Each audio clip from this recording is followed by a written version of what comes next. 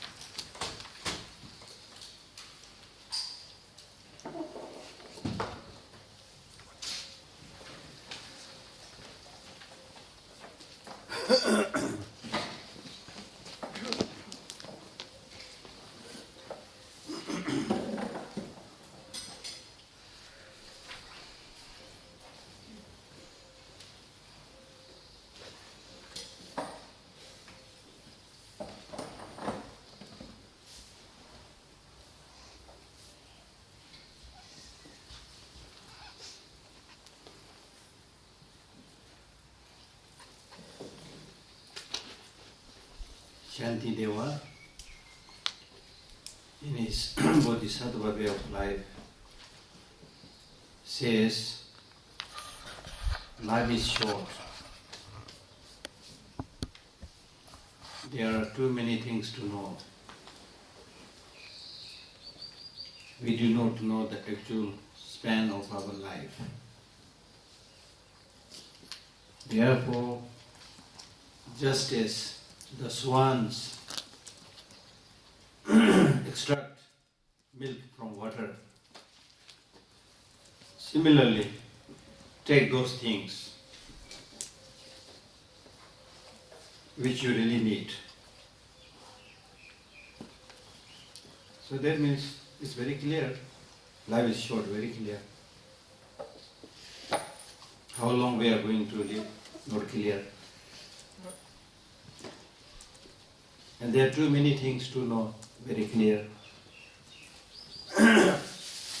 But the thing is it necessary that you know everything that's available today on the internet or whatever? No. Are you sure? So you're not trying to know everything? You're browsing the internet. What? Try. Sometimes, yeah. So there are too many things to know, and it is not necessary to know everything also. Because we have no time.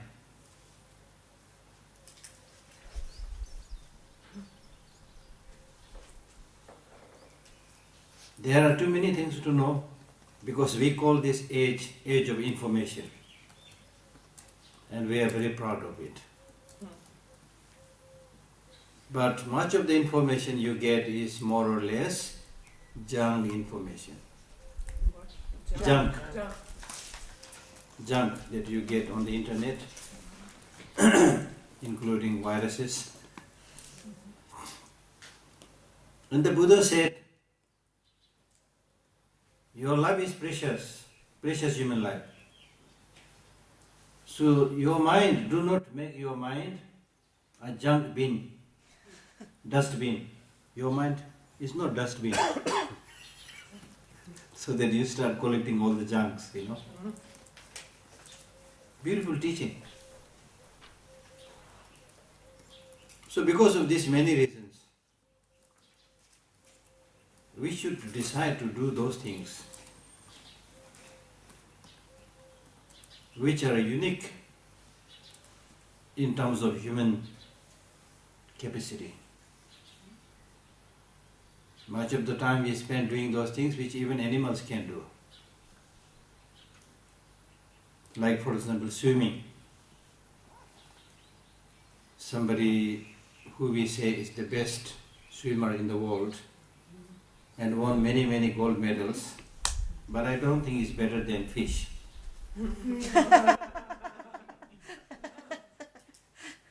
Again, I'm not saying that you don't learn these tricks. It's okay, But that is, what I'm saying is that is not the area where you excel your achievement in as a human being. Also now we are flying. But birds have been flying for so long. And our process of flying is also not very safe, very reliable.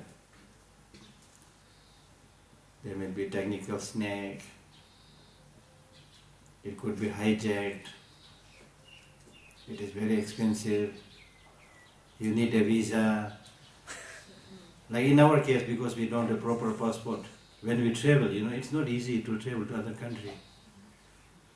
They say, oh, you need exit visa. Oh, you need return visa. Oh, you need the real visa. Then at the passport counter, they'll say, what is this?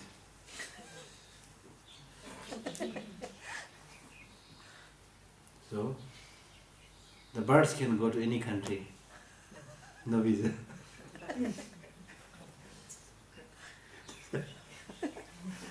So what I'm saying is, there are areas where you can do like animals or birds.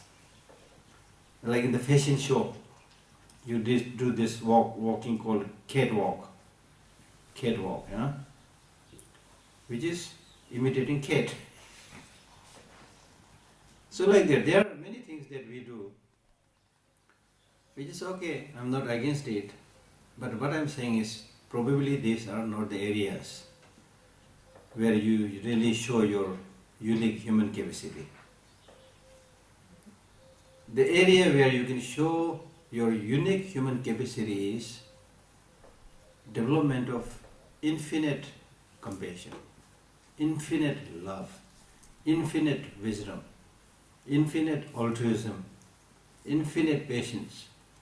All these infinite qualities that you can develop from within, that other animals cannot. Only human beings can do. So if we forget this unique capacity, rare opportunity, we call human life as precious human life, meaning that you have special opportunity and special facilities, special capacities. So if you are not able to use that to the maximum, then it is a great loss. It's a great loss.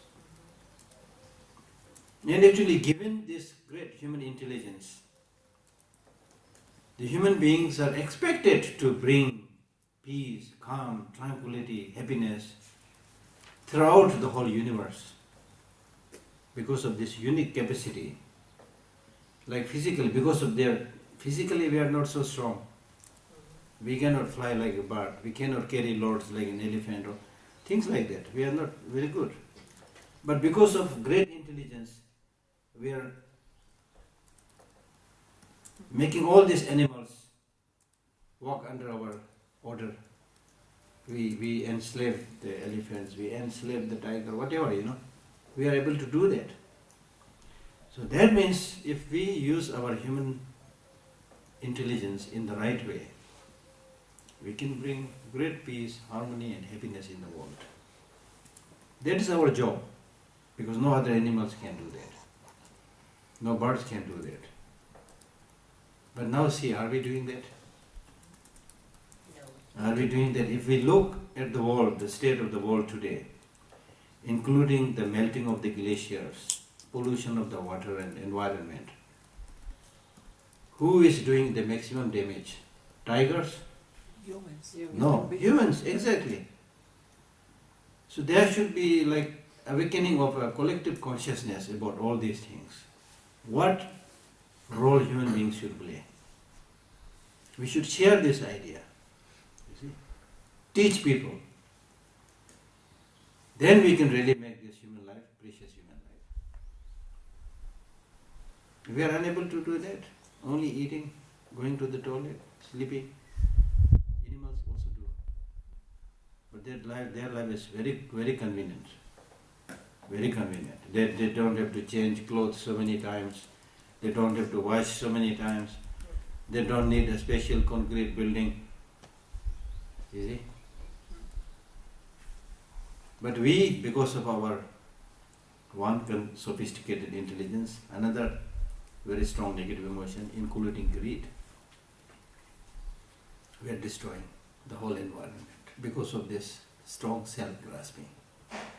I need this, I need this, I need this, I need this, I need this. Mahatma Gandhi said that there is enough for everybody's need, but not enough for everybody's greed. Not enough. For everybody's greed. There's enough for everybody's need, but not enough for everybody's greed. Greed, you can become billionaire, still you are hungry, still you want more. How many billionaires we have? On the one hand, we have so many billionaires. On the other hand, there are millions of people who are finding it difficult to get their regular food. This is, I think, morally unfair. Unfair. Because people have no concern, no compassion for others. So you think only about yourself. You glorify yourself. I learned about the way of some rich people who I heard that they go to the sea beach, then their servants or whoever bring a new towel, clean their body, and then that's the end of the towel. Next time they will use a brand new towel. I mean, this is a small example, you know. And they have like hundreds of houses everywhere. Hardly using one house for 1 week in a year. You see?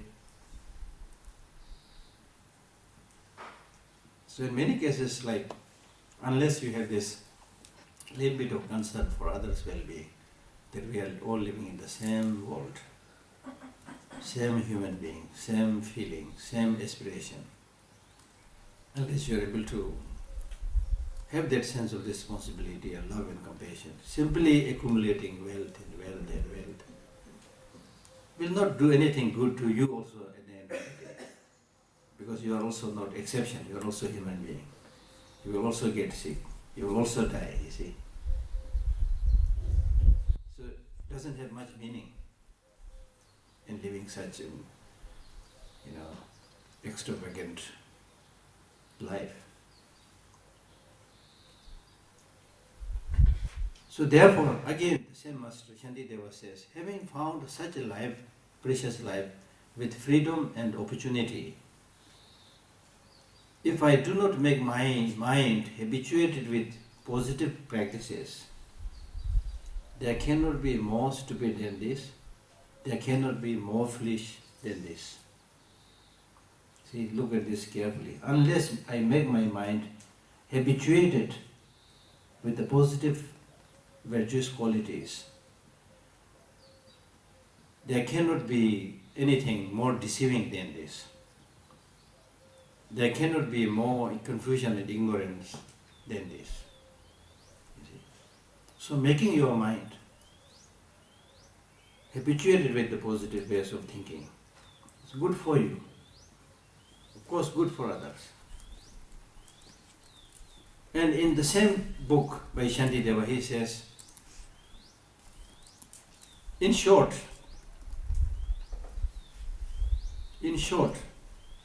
if you do not know the secret or secrecy of the nature of your mind, which is the most important practice, if you do not know the secret nature of your mind, even if you aspire to have happiness, even if you aspire to shun suffering, you will end up wandering aimlessly. You will not achieve anything unless you know the secrecy of your mind. It's almost like a bomb he is throwing, mind blasting teaching, Unless you know the secrecy of your mind. Do you know the secrecy of your mind? That's the problem today. We are so good at talking about what is outside of us, how the moon world, is going around, how the sun is going around, from where the wind is blowing. I mean, it's good, to know these things. But the most important thing, how your brain is functioning, how your mind is functioning. Even the brain science is the latest science. The physics was there already, long time back. The neuroscience during the last 20 years or so, baby right now. So gradually now I've started looking inside the brain, but still not talking about the mind apart from the brain. Not much. Even those who talk about, in ancient times, yes, there were a lot of, right from the time of Aristotle, people had started talking about law of causality, law of the science of mind. We did talk about those things. But then again, the area where we did not make much attempt is, how can we then practice and live our life in such a way so that we are able to reduce these negative emotions and cultivate the positive emotions. So even when Buddha came and gave all these teachings, still it was very difficult for people to follow their practice. They were all again, like today, materialistic, only following the material pursuits and pleasures.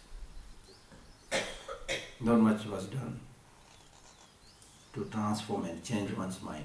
So that's why still we have all these problems and difficulties. So the reality is that unless you look within oneself and find the solution will never be found. I think that is for sure. Like if you read the world history, there were different people. Let us say two categories of people. One category of people who said that everything in the world is not so good, so let us change. That means change the system, how the government is working, which government should be there, democratic, aristocratic, dictatorial, So people thought about this. Then we had the Russian Revolution, French Revolution, I think so many revolutions. So many of these people may have a good motivation. But what they did try to do was change the system, change the outside functioning. So what did we achieve? And with this kind of thinking, millions of people died to bring about their change, their revolution. But where are we today? What did we achieve? And then there are a smaller section of people who said the best way of changing is changing one's mind. That you change. If each of the individual members change, then that is the change of the world, you see. Because the world is just a name. Society is just a name. It is only a collection of individuals. So if the individual members change, the society can change, the world can change. So there is this group of people who think in this line.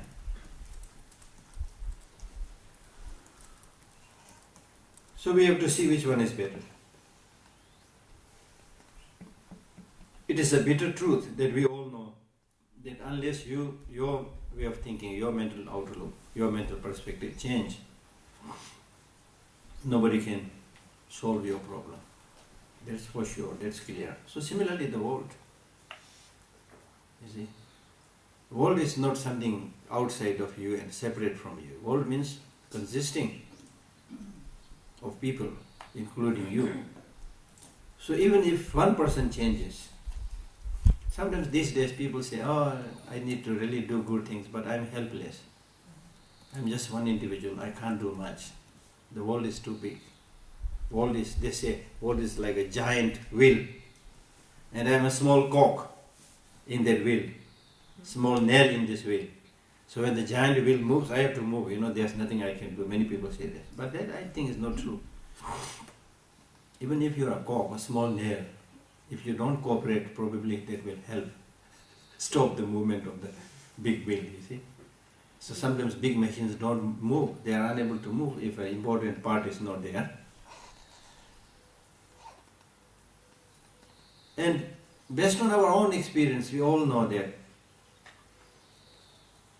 if you develop calm, peaceful attitude, say in the family, the whole family member becomes calm and peaceful. You see? If you become violent, angry, the wife becomes angry, violent, the husband also becomes like, the children also feel unhappy. You see, the whole family members get disturbed. And you know this better than me, because I live alone.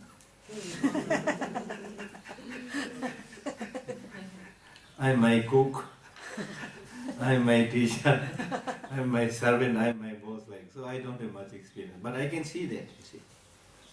So therefore, what I'm saying is, even in your small family, you can see how much impact you can have by living a compassionate, loving, understanding way of life, rather than being violent, arguing and fighting, you see. So that is called Dharma in action. When you practice that, then forget about the world, for the time being. At least this small family is your world at least. So in this world you can create that peace and happiness.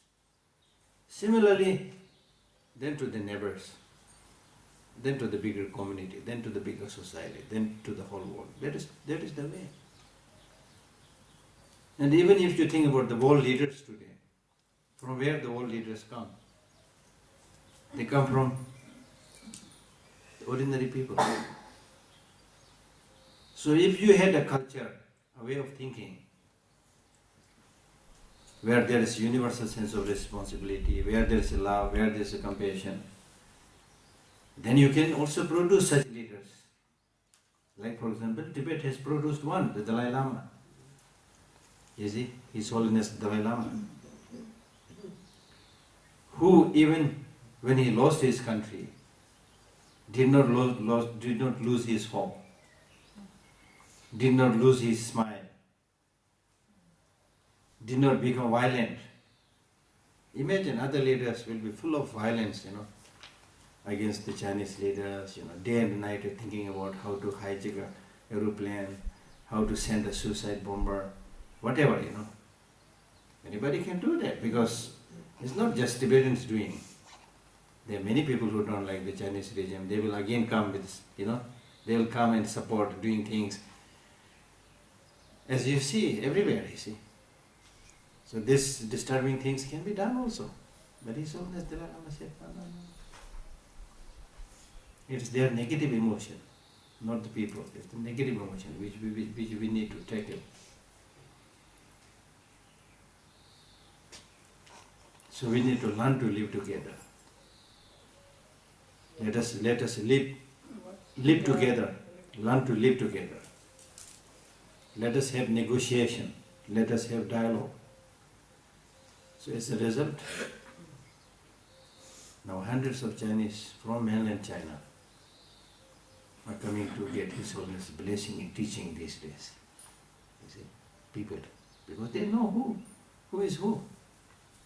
Who is who? That's the way. It may be difficult, but that is the way. On the other hand, if you adopt a policy of killing each other all the time, what are you going to achieve at the end of the day? After having killed hundreds and thousands of people, what are you going to achieve? Although many of the situations are not easy, as I say, it may be complicated, but still the solution should be found based on human dialogue. So therefore His Holiness the Dalai Lama, this is I think very important. Therefore His Holiness the Dalai Lama says that whenever there is a disagreement, between two people, between two young people, between two elderly people, between husband and wife, whenever there is a disagreement, conflict, the first thing that you should think is how can we solve this through discussion, through dialogue. So this should be taught in the schools. Whenever there is a disagreement, then teach them how to solve that problem through dialogue and discussion rather than use of physical force.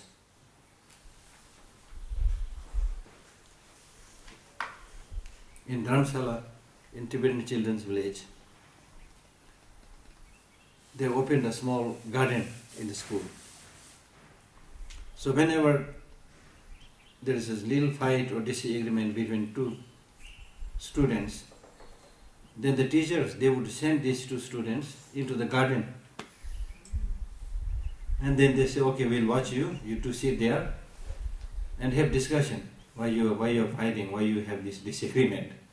So they go there and they do some discussion, Sometimes, you just don't even want to see each other's face. That's the problem, If you see each other's face, start discussing, then many of this pent-up energy goes away. Then you become more understanding. And then after that few minutes discussion, dialogue, then they shake hands and come out. And we also have a small organization called Conflict Resolution in Dharamsala. So which is a small organization, but all the way it's organizing groups of people how to solve problems through discussion and dialogue. So these are practical implementations of Dharma to accumulate a positive karma. I am trying to explain karma in a way so that you are able to bring and implement these in your day-to-day life. The traditional explanation is there, you can read this.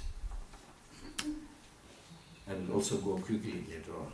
I will explain the meaning. So given the present reality of the family, of the society, we need to just, it does not make much sense just talking about achieving enlightenment for the sake of all sentient beings. You see? I mean, it's a great thing. We pray, as a Buddhist, we pray, do this prayer all the time. How nice if I become Buddha for the benefit of all sentient beings. For the benefit of all sentient beings. Where are these all sentient beings? How nice if I become Buddha for the benefit of all sentient beings, then fight with the neighbor. I mean, just close your eye and do some great prayer. It's very easy. Just do some prayer and, forget about real action. It's very easy. But the problem is, how would you deal with your neighbor? How are you dealing with your family members? As somebody actually said that the global peace is easy, but the problem is the next door neighbor. That's the thing, you see. So if you are able to deal nicely and live harmoniously with your family members, with the neighbors, then it makes sense to talk about the peace of the world. So therefore somebody said, think globally, act locally. You see, think globally, yes, we need to think. But when we talk about all sentient beings, the rest of sentient beings, who are they? I have no idea, you see, I'm just saying it, you see. But these people you know. So therefore you should be considerate and be nice, even if sometimes they are troublesome. But still, troublesome they will be. Even your kids are troublesome. You see, now look at these two differences. One, your family members are also troublesome, I'm sure. It is not that all your family members are like Buddhas, They are all nice, and then outside of your family they are all devils, It's not like that. In your families also the family members may be quite annoying, The kids may be annoying, the husband may be annoying, the wife may be annoying, but still you manage to, in most of the time, of course not always, most of the time the families live as a cohesive unit. How do you do this? I want to learn that trick. How do you do this? What do you think is the main source for this cohesiveness? Love. Exactly, love. Exactly, love. Their love may be not pure, very pure, but still quite good love. So therefore, despite of differences, disliking, confusion, irritation, still you live together. But with other people you are unable to do this because